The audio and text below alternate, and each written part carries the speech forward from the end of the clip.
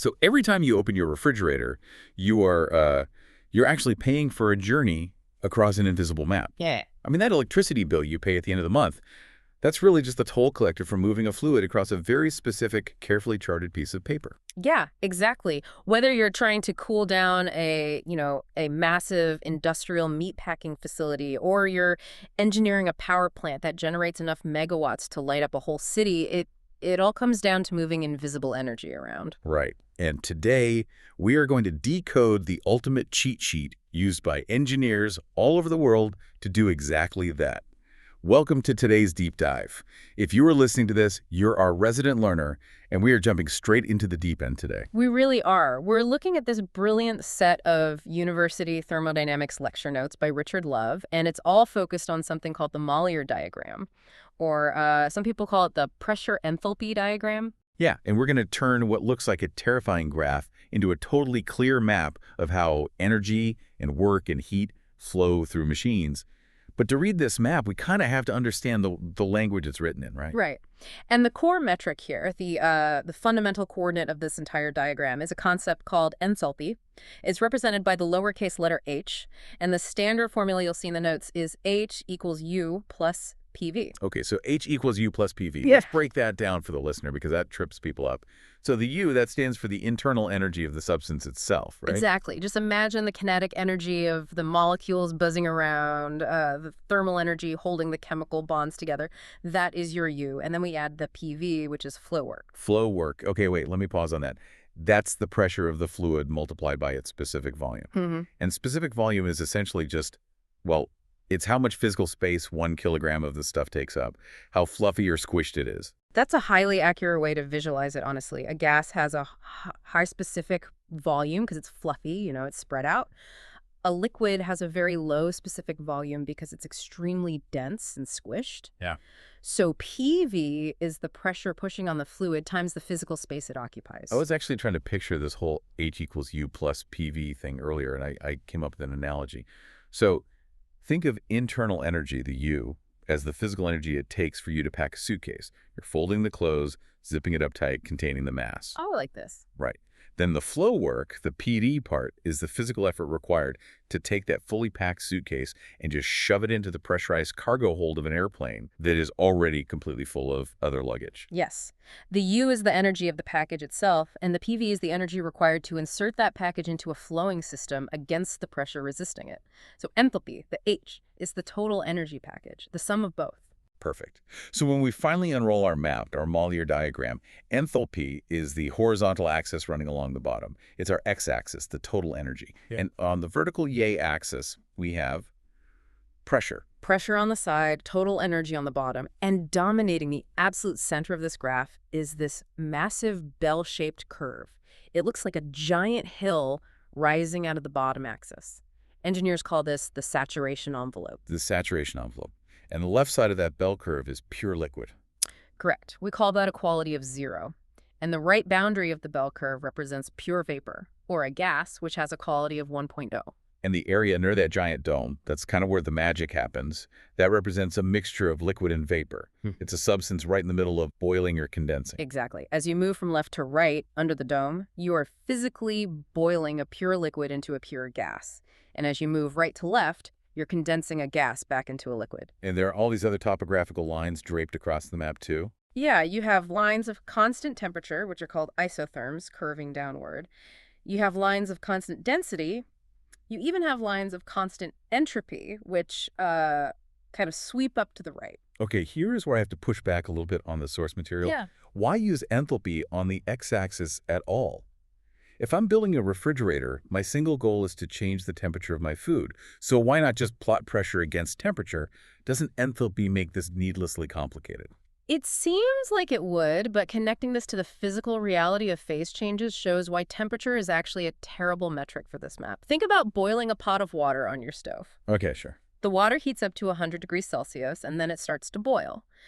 But the temperature of that boiling water does not rise to 101 degrees. It stays at exactly 100 degrees until every single drop of liquid has turned into steam. Right.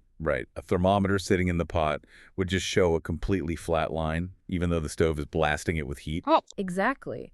During a phase change, the substance is absorbing massive amounts of thermal energy, but that energy is breaking molecular bonds, not raising the temperature. It's hidden energy. We call it latent heat. Oh, I see. So if you use temperature on your x-axis, the graph would just be a single vertical line during the boil. It would totally hide the massive transfer of energy. Enthalpy captures that hidden energy perfectly. Oh, wow, okay. So enthalpy reveals the invisible energy that temperature hides. That makes total sense. So let's take this map and actually trace a physical machine on it. The lecture notes detail the standard refrigeration cycle. Yeah, which traces a counterclockwise loop on the diagram. It looks roughly like like a lopsided rectangle. Let's start at the bottom of our rectangle, moving left to right. Step 1 is the evaporator. Right. The refrigerant enters the evaporator as a low-pressure, very cold mixture of mostly liquid and a little vapor. This sits inside the cold room you want to cool. Because it's colder than the room, it absorbs heat from the surrounding air. In the notes, this heat input is labeled Q into. And because it's absorbing heat, its total energy of enthalpy is increasing. So our line moves horizontally to the right, sliding completely under the bell curve until it hits the right boundary and becomes a pure vapor. That is the actual cooling happening. Exactly. And once it's a pure vapor, we hit step 2, the compressor. We've reached the bottom right corner of our cycle, and now we move up and slightly to the right on the diagram. The compressor squeezes that low-pressure gas into a high-pressure hot gas. Squeezing gas takes massive physical effort. Yeah. You have to plug the compressor into the wall, pay the electric company. This is W in, the work input. And the beauty of the Mollier diagram is that it calculates that electric bill for you. The power required is simply the mass flow rate of the refrigerant. So how many kilograms per second are flowing multiplied by the change in enthalpy? The formula is W equals M times delta H. So you just look at the x-axis, measure how far the line moved to the right during the compression step, and that horizontal distance is the exact energy added per kilogram. Exactly. It's a direct visual measurement. Okay, so now we are at the top right of our loop. We have a hot, high-pressure vapor. Step 3 is the condenser. We move horizontally along the top of our rectangle, going right to left. Right. The hot gas passes through the coils on the back of your fridge or the giant cooling towers outside a plant, and it rejects all that absorbed heat to the outside air. That's Q out. So it cools down, hits the saturation envelope, and condenses back into a liquid on the left side of the bell curve. Which brings us to the top left corner and the final step, the expansion valve. Step 4. It closes the loop by dropping from the high pressure at the top down to the low pressure at the bottom. Now, this is the part of the diagram that genuinely confused me at first. When I look at the line for the expansion valve, it drops straight down vertically. The pressure drops drastically on the y-axis, but the position on the x-axis, the enthalpy, doesn't move left or right at all. Yeah. How is it physically possible to drop the pressure of a system without losing any of the total energy? That vertical drop is definitely the most unintuitive part of the map. The expansion valve is what we call an adiabatic process. It happens so fast as the fluid shoots through a tiny restriction that no heat has time to exchange with the outside world. But the pressure is plummeting. If PV goes down, shouldn't the total enthalpy go down? We'll go back to our formula for enthalpy. Internal energy plus flow work. U plus PV. When the high-pressure liquid forces its way through that valve, the pressure drops instantly. The flow work, the PV, decreases. Right. But the first law of thermodynamics says energy can't just disappear. That lost pressure energy is converted entirely into internal energy, the U. The sudden drop in pressure causes a small portion of the liquid to violently boil into a gas. We call this flash gas. So the energy required to boil that flash gas is pulled directly from the collapsing pressure. Exactly. The energy just shifts form. The flow work goes down, but the internal energy goes up by the exact same amount to create the flash gas. So the total package, the enthalpy, remains perfectly constant. That's why the line drops straight down. Wow, it just shape shifts from pressure into boiling a little bit of the liquid. So we drop straight down, we have a cold, low-pressure mixture again, and the cycle starts all over, counterclockwise. But wait, what if we run this entire map in reverse? That's where things get really interesting. Reversing the flow gives you the clockwise power cycle. The physics are entirely identical, just flowing in the opposite direction. So instead of a fridge, it's a power plant. Precisely. Instead of an evaporator absorbing heat for cooling, a steam power plant starts with a boiler. You burn coal or use nuclear fuel to add massive amounts of heat to liquid water, boiling it into high-pressure steam. You move left to right across the top of the diagram. Then, instead of a compressor taking in electrical work to squeeze a gas, a power plant uses a turbine to extract work. The steam blasts through the blades, spinning a generator, so the state moves down high to low pressure. And following the turbine, the low-pressure steam enters a condenser to reject leftover heat and turn back into water, moving right to left across the bottom. Finally, a pump pushes it back up to the boiler, clockwise. So since they're the same cycle just in reverse, how do we measure their efficiency? Well, for a power cycle, efficiency is pretty straightforward. It's what you get out divided by what you put in. Network output divided by total heat input. W out divided by Q in. The notes actually give a stark, real-world example of this. A steam plant requires 5,010 kilowatts of heat energy from burning fuel, and the turbine outputs 1,360 kilowatts of useful electrical work. Right. And if you do the math, 1,360 divided by 5,010, you get an efficiency of about 27%. Wait, 27%. So 73% of the heat energy you created is just completely wasted, rejected to the environment. It sounds terrible, I know, but it's standard due to the limits of thermodynamic physics. Heat has to flow to a cold sink to spin the turbine.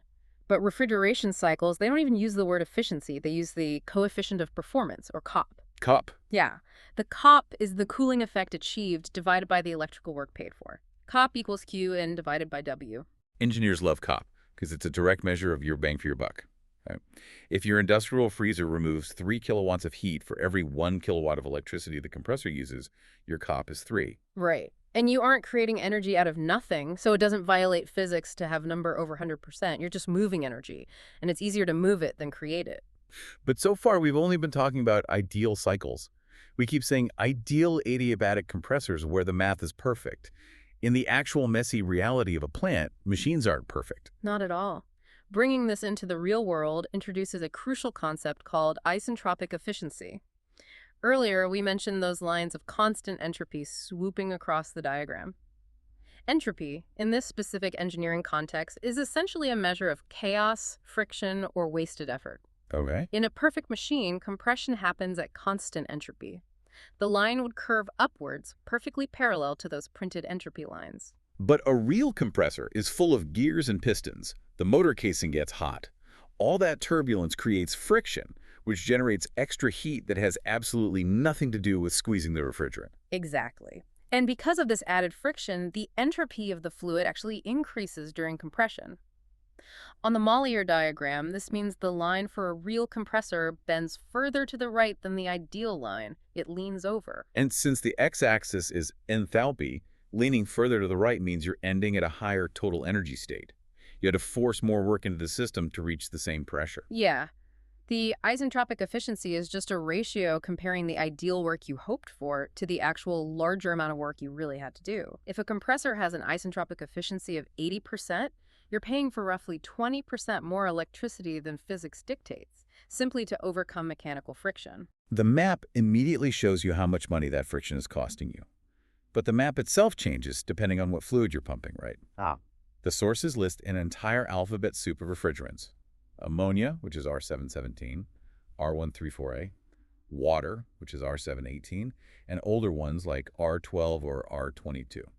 Choosing the right fluid is probably the most critical decision a thermodynamic engineer makes. Every single fluid has a uniquely shaped Mollier diagram. The giant bell curve is physically wider, taller, or shifted for ammonia than it is for R134A. So you aren't just picking a chemical, you're selecting the actual terrain of your map. That's a great way to put it. Engineers select a fluid based on its critical temperature and boiling point, but crucially, they also consider environmental and safety impacts.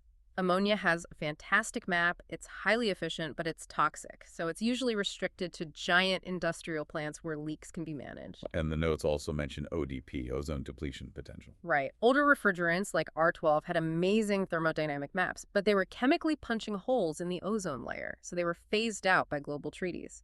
You really have to balance the shape of the curve with not destroying the planet.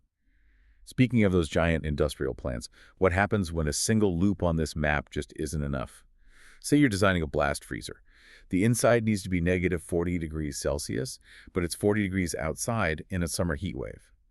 My instinct would be to just buy a massively powerful compressor and brute force the pressure higher. Brute force fails spectacularly there. A temperature difference that extreme is called a high temperature lift. If you try to jump that massive gap with a basic single-stage compressor, the performance just tanks. Why? Pushing the pressure that high in a single step causes the internal heat of the compressor to skyrocket. The isentropic efficiency plummets. The line on your diagram bends so far to the right that your electric bill goes through the roof and you get barely any cooling. The machine might even overheat and break. Oh, wow. So if a massive compressor's out, how do you cross that gap? You layer the maps on top of each other. Engineers solve this using complex variations like multi-stage or cascade cycles. Instead of one massive leap, they break the high-pressure lift into 2 or 3 smaller, highly efficient steps. Like a relay race for heat. One system cools the room down halfway, maybe to 0 degrees, and then dumps its heat into a second, completely separate refrigeration cycle that takes it the rest of the way to the 40-degree outside air. Exactly. In a cascade system, you can even use 2 entirely different refrigerants. The bottom loop uses a fluid with a Mollier diagram optimized for extreme cold. The top loop uses a fluid optimized for hot summer air. By breaking the massive lift into manageable steps, the total energy cost drops significantly. It's incredibly modular. Yeah. Okay, so we've covered the abstract theory, the machinery, the industrial choices. Let's ground this entirely in reality for the listener. Let's say you are a thermodynamics student prepping for an exam, or a junior engineer. We need to solve a practical puzzle using this map. Perfect. Let's use the specific example from Professor Love's tutorial. We're looking at an R134A compressor. It's pushing 0.2 kilograms of vapor per second. Okay, 0.2 kilograms per second, got it. The fluid enters the compressor as a saturated vapor at 0 degrees Celsius, and we need to use an ideal adiabatic compressor to smash it up to a pressure of 1 megapascal. How much wattage does that require? All right, let's trace it step by step. We pull out the Mollier diagram for R134A. Sure. First, we find exactly where we're starting state 1. The problem says the fluid is at 0 degrees Celsius, so I scan the map for the curved isotherm line, labeled 0 degrees. Right. I trace my finger along that line until it hits the right edge of the giant saturation bell curve. Because the problem specified it's a saturated vapor, meaning it's 100% gas, right on the boundary. You put your finger exactly on that intersection. That is state 1. Now, to find the enthalpy, the total energy at that exact moment, you just drop a visual plumb line straight down from your finger to the x-axis at the bottom. You read the number there, and that is your H in your starting energy. Simple enough. Now we need to find where the fluid goes. State 2. It's an ideal adiabatic compressor. So ideal means constant entropy. I look at the curved entropy lines swooping up and to the right from my starting point. Yes, and you trace your finger along that specific curve, following the path of compression, until you reach a height on the axis that perfectly matches our target pressure of 1 megapascal. And I stop my finger right there. I've reached state 2. Just like before, I drop a line straight down from that new point to the x-axis to read my final enthalpy. That is my H out. You now have your starting energy and your ending energy.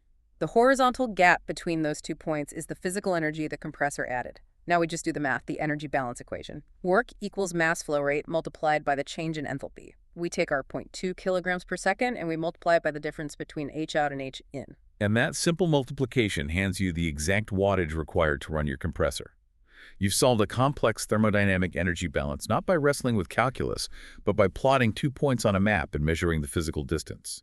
It really turns a terrifying wall of equations into an elegant visual logic. So, to recap the journey for you, our resident learner, we started with the dense definition of enthalpy, internal energy plus flow work, the suitcase shoved into the cargo hold. We learned how to read the Mollier diagram, mapping pressure against total energy around that giant saturation envelope. We traced the counterclockwise loop of a refrigeration cycle evaporating to absorb heat, compressing, condensing, and dropping through the expansion valve, where flash gas keeps the total energy constant. We saw how running it clockwise gives us a power cycle, and how real-world friction bends our compressor lines to the right, forcing us to buy more electricity. We looked at how engineers navigate extreme temperature lifts by cascading entire systems together, and we just physically traced the map to calculate the real energy cost of an R134A compressor. It takes the invisible flow of heat and work and makes it completely visible and manageable. It really does. And that leads me to a final thought for you to mull over. These maps aren't just academic puzzles to pass a thermo exam. They represent the ultimate, unyielding constraints of the physical world we live in. Every single time you turn on your AC, you are literally paying money to traverse the horizontal distance across an enthalpy chart. And As the global climate gets warmer, the outside air temperature rises. That means the condenser pressure at the very top of our diagram has to be pushed higher and higher just to reject heat from our buildings. Right. The temperature lift gets larger. Exactly. The compressor has to work significantly harder. The lines on the chart stretch further to the right, demanding more electricity, which usually generates more heat globally. We are stretching these thermodynamic cycles to their absolute limits. The great challenge for future engineers is finding new, incredibly efficient refrigerants. Can they discover a fluid whose saturation envelope bends in just the right way, creating a map that saves us from our own heat? It all comes back to mastering the map. Until next time, keep diving deep.